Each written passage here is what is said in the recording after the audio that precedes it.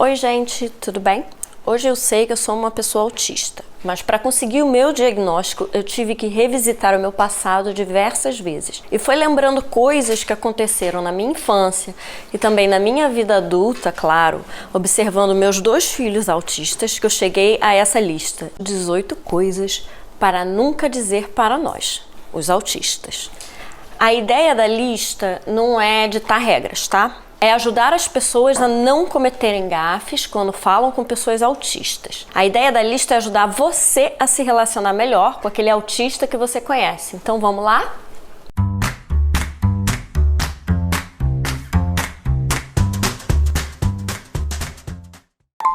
Primeira coisa, não diga você não tem cara de autista ou você não parece autista. Gente, autismo não tá na cara. E nem sempre dá para pegar as características do autismo numa conversa rápida, principalmente com o autista adulto, porque nós passamos a vida inteira tentando esconder as nossas chamadas esquisitices, disfarçando as nossas dificuldades. Isso tem até um nome, que é o masking, ou seja, mascarar os sinais de autismo. O autismo está no cérebro, não é na cara. Além de que, se você já conhece algumas pessoas autistas, deixa eu cá te contar uma coisa. O autismo é um espectro. E o que significa isso, gente? Significa que nós autistas vamos sim ter dificuldades em comum, características em comum, mas o espectro é muito amplo e por isso não existem 2 autistas iguais no mundo. Número 2. Você não parece autista, você é normal. Mas, gente, eu sou autista e eu sou normal. Eu sou atípica, o que significa que o meu cérebro funciona de um jeito diferente da maioria dos cérebros. O autismo não é uma anormalidade, é uma neurodiversidade, ou seja, na barriga da minha mãe, o meu cérebro se formou de outro jeito, mas me fala aí, qual é o seu conceito de normalidade? Existe alguém normal hoje em dia? Todo mundo é diferente, seja autista ou não. Número 3, nunca diga que vai fazer pela pessoa autista. Ou nunca diga que o autista não consegue fazer. Ou também nunca se ofereça para fazer algo no lugar, sem que a pessoa tenha pedido, tá? Por quê? A autonomia para o autista é importante. Então, o ideal é você incentivar a pessoa a fazer aquilo. Ensina dando um passo a passo, de repente um vídeo, alguma coisa que possa ajudar a pessoa a aprender a fazer aquilo. Mas nunca faça pelo autista. O autista, ele vai ter dificuldade em observar e imitar. Se for o caso, faça um passo a passo, pegue na mão da pessoa, na mão da criança, faça junto, mas nunca por ela. Uma coisa que eu tive muita dificuldade de fazer quando eu era criança, por exemplo, era amarrar os cadarços do tênis. E a minha mãe me ensinou a fazer 2 orelhinhas, uma de cada lado no cadarço, e passar uma em volta da outra. Até hoje eu não consegui aprender do jeito tradicional e eu amarro o cadarço assim. Mas o importante é incentivar a autonomia, mesmo que não fique perfeito. Número 4. Nunca prometa algo que você não vai cumprir. Autistas têm dificuldades com frustração e fazer uma promessa que você não vai cumprir desorganiza a pessoa autista. Além disso, os autistas eles têm boa memória, ou seja, eles vão recordar que você prometeu, não cumpriu e não vão mais acreditar em você na próxima vez. Isso serve tanto para autistas adultos quanto crianças, tá? Número 5. Nunca fale, todo mundo é um pouco autista, porque não é.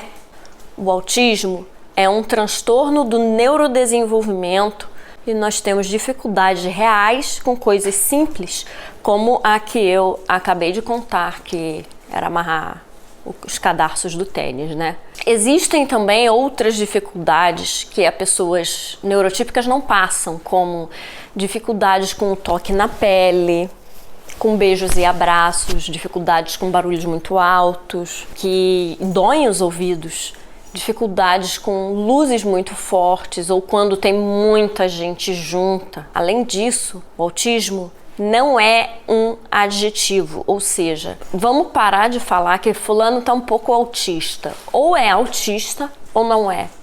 O autismo, além de tudo, ele não deve servir como piada. Número 6. Nunca responda no lugar do autista, seja criança ou adulto. Os autistas, eles levam mais tempo para processar as informações em relação aos neurotípicos, que são as pessoas que não são autistas. Geralmente, os autistas levam de 6 a 10 segundos a mais. Então, espere o tempo dessa pessoa. Conte até 10. Se a pessoa não responder, pergunte de novo, repita a pergunta, né, pro autista. E caso seja um autista não verbal, incentive o uso de PECs na comunicação, o uso de imagens, né? Existem alguns aplicativos que estão aí para facilitar a vida dos autistas não verbais. Aplicativo de celular e tablet, mas também pode usar por imagens impressas. O importante é sempre incentivar a comunicação do autista.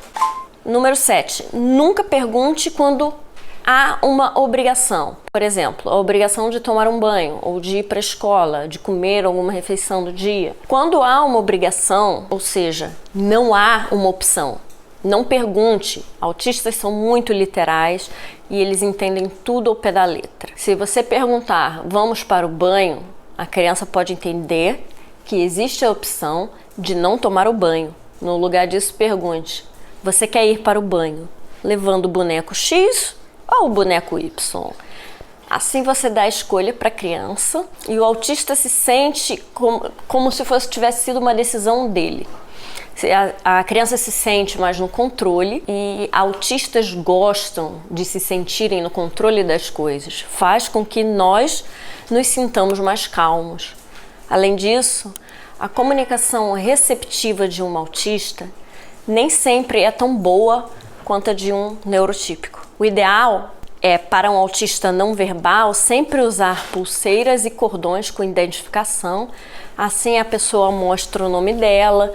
Caso alguém pergunte qual o seu nome, em vez de você responder pelo autista que não é verbal, a pessoa já tem o nome com uma pulseira com o nome, com a idade, ou algum card que carregue com ela para se apresentar. O que a gente precisa ter em mente é que comunicar nem sempre é através da fala. A fala é só um meio de comunicação. E os autistas não verbais são capazes de se comunicarem. 8. Não minta para um autista. Às vezes, a intenção não é mentir, mas quando você faz uma promessa na qual acaba não se cumprindo, para o autista, que é literal, isso é uma mentira. Então é preciso ser literal com os autistas, ou seja, descrever o que realmente vai acontecer e não prometer o que você acha que vai acontecer. Por exemplo, na ida para a escola, tá? Descreva o que a criança vai ver no local. Ela vai encontrar sua professora, ela vai ver alguns amiguinhos, vai aprender um monte de coisas e vai comer lanche, brincar no intervalo. Mas nunca diga que vai ser divertido, que vai ser prazeroso, porque você não sabe. E se não for? A criança autista, a pessoa autista, ela vai criar uma expectativa e se essa expectativa não se cumpre, isso é frustrante. Então o ideal é sempre descrever o que vai ter no local sem usar sentimentos. Nada de você vai amar, vai gostar, porque a gente não sabe se isso vai acontecer, não é verdade? Número 9. Não pergunte se a pessoa toma algum remédio para autismo. Bom, primeiro porque autismo não é doença, né, gente? Autismo é um transtorno e por isso não há cura e não há remédio. Os remédios são usados para tratar as comorbidades, ou seja, irritação, dificuldade de concentração, ansiedade, dificuldade com sono, entre outras, né? Depressão, por aí vai.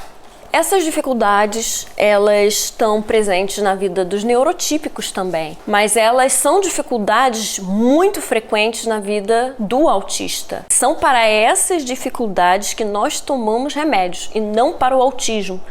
Eu, por exemplo, tomo remédio para depressão e ansiedade.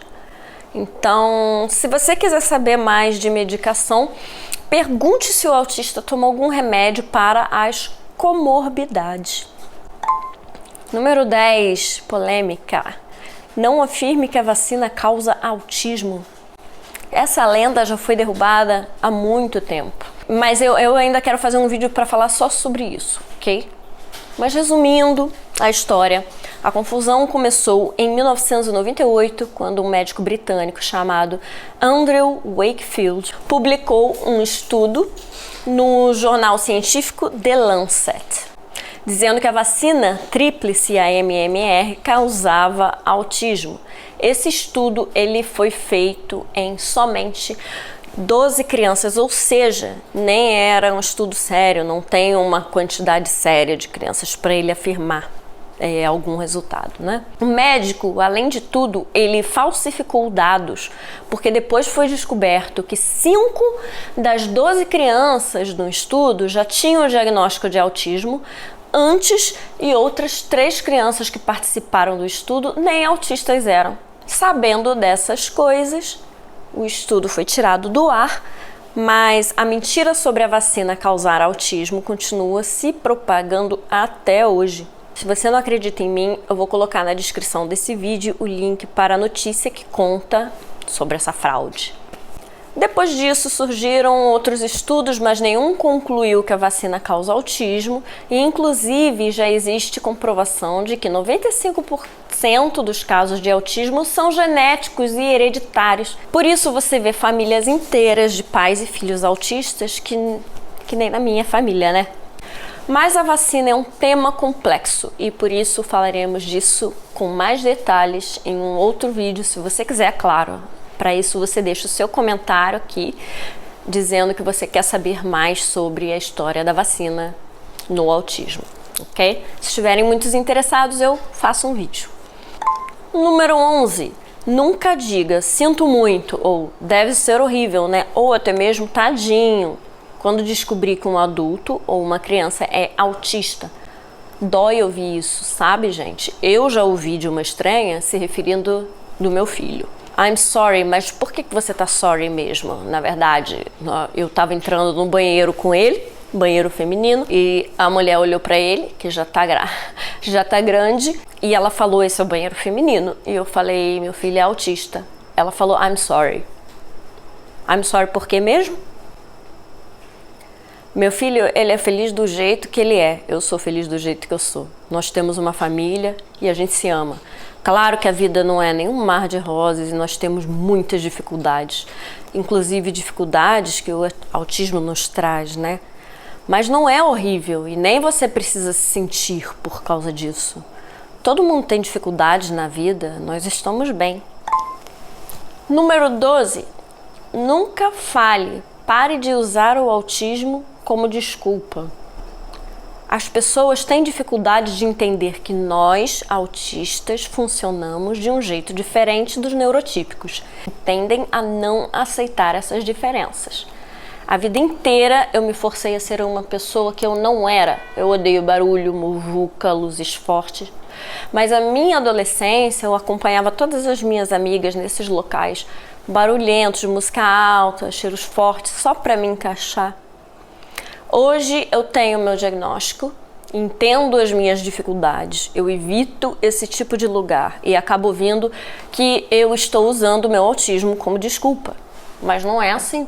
Eu só estou me respeitando e respeitando o meu corpo e as minhas limitações. Mesmo porque eventos assim acabam fazendo com que eu tenha uma ressaca social. Quer ficar mal na cama uns 2 dias, talvez até mais tempo. Até porque aquela socialização foi demais para mim. Número 13. Não fale também que o autista é esquisito ou que tem hábitos esquisitos. Sim, é verdade que nós sabemos que somos diferentes. Eu passei a minha vida inteira me achando um ET perto das outras pessoas.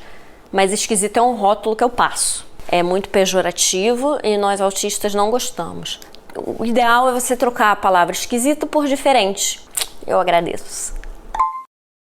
Nunca diga que um autista é rude ou grosso. Olha, eu ouvi isso a minha vida inteira até eu entender que as pessoas usam a tal mentirinha sem intenção, que é falar as verdades de forma suave.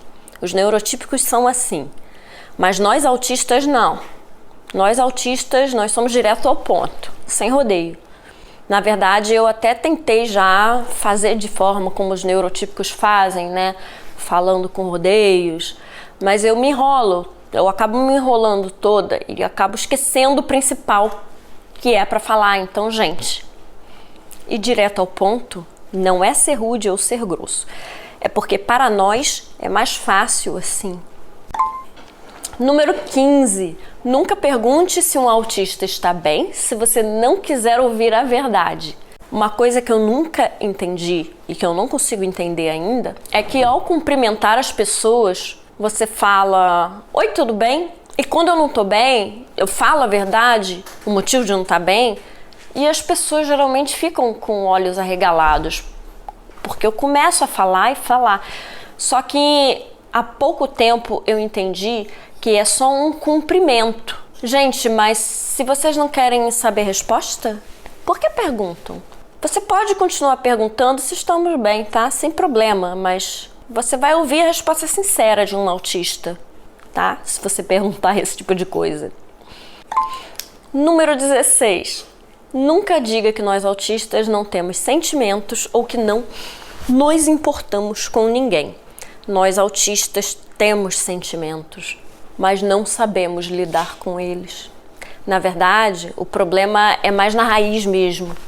Eu digo por mim, eu não entendo o que eu tô sentindo, às vezes, tá? E só depois de muitos anos de terapia que eu comecei a entender um pouco de como eu me sinto, do que eu estou sentindo. Por exemplo, quando eu tô ficando triste ou quando eu tô ficando nervosa. Antes disso, eu não tinha a mínima ideia. Além disso, nós autistas temos dificuldades em expressar o que estamos sentindo.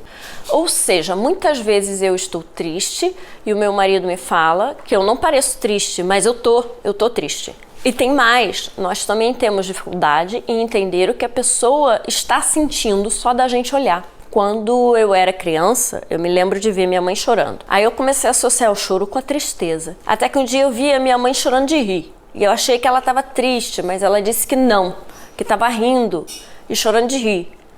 Isso para mim é ainda muito confuso. Até hoje eu não sei dizer se a pessoa tá chorando, se é de tristeza ou de felicidade. Mas eu acabo apostando na tristeza porque é o mais frequente, né? Para nós é muito difícil também lidar com os sentimentos. Entender o que estamos sentindo, entender o que os outros estão sentindo, não é falta de empatia. Eu gosto de dizer que eu tenho uma coisa que eu aprendi com o Sheldon, do The Big Bang Theory, é que quando alguém tá triste, faça um chá, porque eu também não sei o que fazer quando alguém tá triste. Eu não sou boa com lidar com o sentimento dos outros. Eu não sei lidar com os meus. Número 17. Também não diga, você é muito estressada, explosiva. Pessoal, o autista, quando é muito estimulado sensorialmente, acaba tendo crises de meltdown, ou seja, choram, gritam, esperneiam, que nem crianças. Hoje em dia, depois de muitos anos de terapia, eu já consigo sentir quando eu estou chegando no meu ponto limite. Aí eu saio do ambiente que estou, corro para o meu quarto ou para algum lugar escuro, cheiro o perfume que eu gosto, eu coloco meu abafador de ruídos até me acalmar e me sentir melhor. Mas ainda acontece de eu ter uma explosão, como gostam de chamar as minhas crises. Número 18. Nunca assuma que um autista gosta de matemática. Gente, neurodiversidade é sobre os cérebros serem diferentes uns dos outros. Alguns vão gostar de matemática, outros vão gostar de música, outros de língua e outros de outras coisas que você pode nem imaginar. Achar que só porque é autista gosta de matemática é um estereótipo. Cada autista é único. Aliás, cada pessoa é única, né? Não existem duas pessoas iguais no mundo que são autista. Essas são as minhas dicas, mas caso alguém aqui tenha ainda mais alguma dica para adicionar à lista, fique à vontade de deixar nos comentários a sua opinião. E claro, deixa sua curtida, se inscreve no canal, ativa o sininho, porque aí você não perde nada, nenhum vídeo. Por fim, pessoal, eu queria pedir para vocês enxergarem a pessoa autista como uma pessoa com sentimentos, com dificuldades, com emoções.